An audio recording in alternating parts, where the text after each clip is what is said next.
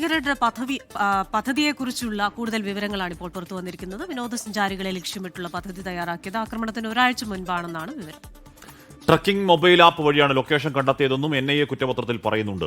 PR Aravind വിവരങ്ങളുമായി ചേരുന്നു. അരവിന്ദ്, നമ്മൾ പഹൽഗാം ഭീകരാക്രമണ സമയത്തിന് അവിടെ വന്നതാണ്. ഞാനും ബൽറാമോടെ അവിടെ ആ സ്ഥലത്ത് എന്ന് പറഞ്ഞാൽ ആ വെടിവെപ്പുണ്ടായ ആ സ്ഥലത്ത് അവിടെ പോയി കാര്യങ്ങൾ റിപ്പോർട്ട് ചെയ്തവരാണ്. അവിടെ എത്തിപ്പെടുകയൊക്കെ വളരെ കഷ്ടപ്പാടും വളരെ ബുദ്ധിമുട്ടുമാണ്. അപ്പോൾ ട്രക്കിംഗ് ആപ്പ് വഴി എങ്ങനെ എത്തി എന്നാണ് പറയുന്നത്. രണ്ടാമത്തെ കാര്യം, ഇതിൽ പാക് പങ്കിനെപ്പറ്റി നമ്മൾ നിരന്തരം പറഞ്ഞുകൊണ്ടിരുന്നതാണ്. അത് ഒരിക്കൽ കൂടി ആവർത്തിച്ച് അടിവരയിട്ട് പറയുന്നുണ്ട് NIA കുറ്റപത്രം, അല്ലേ അരവിന്ദ്?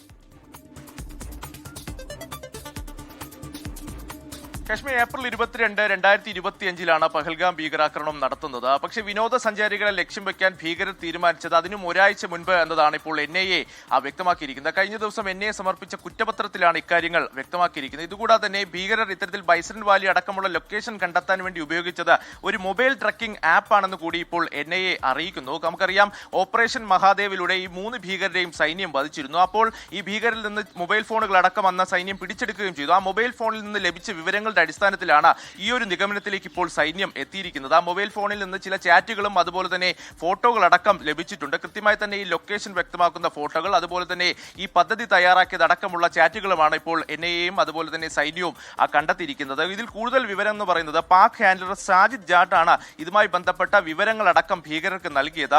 ഇതുകൂടാതെ തന്നെ കൃത്യമായി ആയുധങ്ങളും പണവും പാകിസ്ഥാനിൽ നിന്ന് ഡ്രോൺ വഴിയാണ് ഭീകരർക്ക് എത്തിച്ചു നൽകിയതെന്നും ഇപ്പോൾ NIA കുറ്റപത്രത്തിൽ പറയുന്നത്. ഏപ്രിൽ 15, 16 തീയതികളിലാണ് കൃത്യമായി തന്നെ ഈ ഗൂഢാലോചന നടത്തിയിരിക്കുന്നത്. അതുവരെ ഈ മേഖലയിലടക്കം ഭീകരർ തുടരുകയും അവർ ഇതുമായി ബന്ധപ്പെട്ട ഗൂഢാലോചനയുമായിരുന്നു. പക്ഷേ വിനോദസഞ്ചാരികളെ ലക്ഷ്യം വെക്കാൻ തീരുമാനിച്ചത് ഏപ്രിൽ 15, 16 തീയതികളിൽ നടന്ന ഗൂഢാലോചനയിലാണെന്നാണ് NIA അറിയിച്ചിരിക്കുന്നത്. എന്തായാലും ആ കുറ്റപത്രമെല്ലാം ഇതിനോടൊപ്പം തന്നെ NIA സമർപ്പിച്ചിട്ടുണ്ട്. പക്ഷേ ഈ ഭീകരരുടെ ഫോണുമായി ബന്ധപ്പെട്ട് അതുപോലെ തന്നെ ഭീകരർ ഉപയോഗിച്ച മറ്റു ഉപകരണങ്ങളുമായി ബന്ധപ്പെട്ടും ഇപ്പോൾ അന്വേഷണം നടക്കുകയാണ്. ചൈനീസ് ബന്ധമടക്കം ഇതുമായി ബന്ധപ്പെട്ട് NIA ആരോപിച്ചിട്ടുണ്ട്. എന്തായാലും കൃത്യമായ അന്വേഷണം പുരോഗമിക്കുകയാണെന്നും പാകിസ്ഥാന്റെ പങ്ക് ഇതിൽ കൃത്യമായി തന്നെ വ്യക്തമെന്ന് തന്നെയാണ് NIA കുറ്റപത്രം ഇപ്പോൾ വ്യക്തമാക്കിയിരിക്കുന്നത്. എന്തായാലും നിരപരാധികളായ 25 പേർക്കാണ് ഈ പഹൽഗാം ഭീകരാക്രമണത്തിൽ ജീവൻ നഷ്ടമായത്. പിന്നാലെ ഓപ്പറേഷൻ മഹാദേവിലൂടെയും അതുപോലെ തന്നെ ഓപ്പറേഷൻ സിന്ദൂറിലൂടെയും സൈന്യം തക്കതായ തിരിച്ചടി നൽകിയിരുന്നു. പക്ഷേ പാകിസ്ഥാന്റെ ബന്ധം ഒരിക്കൽ കൂടി ഇതിൽ അടിവരയിട്ട് പറയുകയാണ്. പാക് ഹാൻഡലർ സാജിദ് ഭട്ടാണ് ഇതുമായി ബന്ധപ്പെട്ട വിവരങ്ങൾ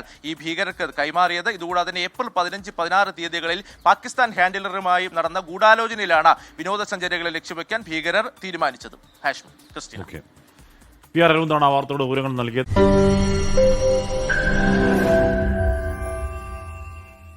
ലോകത്തെവിടെയായാലും ഏത് സമയത്തും 24 വാർത്തകളും ഓഗ്മെന്റഡ് റിയാലിറ്റി പാക്കേജുകളും എക്സ്പ്ലെയിനറുകളും വിശദമായി കാണാൻ ഞങ്ങളുടെ YouTube ചാനൽ നിങ്ങൾക്ക് സബ്സ്ക്രൈബ് ചെയ്യാം.